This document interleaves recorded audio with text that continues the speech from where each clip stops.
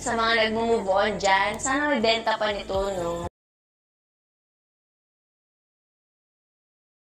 Thank you for visiting. Thank you for your Ay, OMG! Hello! Wow! Happy day of sex! Thank you for visiting. Thank you for your Ay, OMG!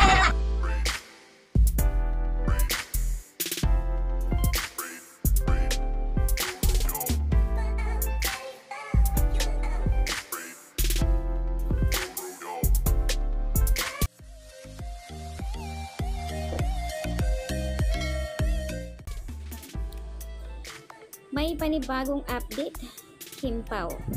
Sa IG post ni Big Bad Bawang, posted video with the Kim Chiu and Paolo Avellino. Ito po ay sa WWSQ. I think sabi ng karamihan na sinurprise ni Kimi si Pao kasi look at Pao genuine reaction. Nagulat talaga siya na makita niya si Miss Garlic. At dito naman tayo sa bagong issue. Sa mga nagsasabi na inaga raw ni Kim ang lead role ng Secretary Kim kay Janine. Ito na ang sagot. Walang option ni Miss Garlic kundi si Kimi. Si Kimi lang. Sa post ni Miss Big Bad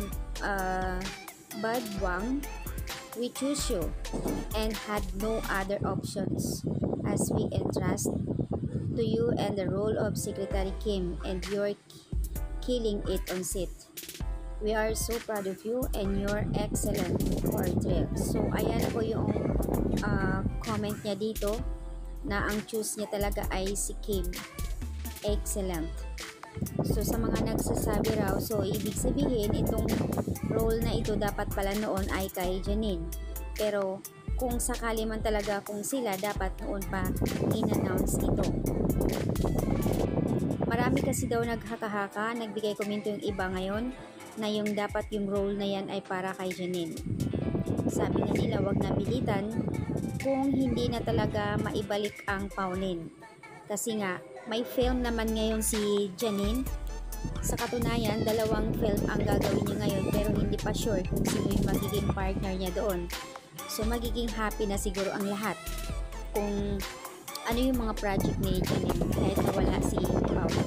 Dapat sa kabilang fandom din kung talagang mahal niyo si Paolo, magiging masaya na din kayo kung sino yung magiging partner niya ngayon dito.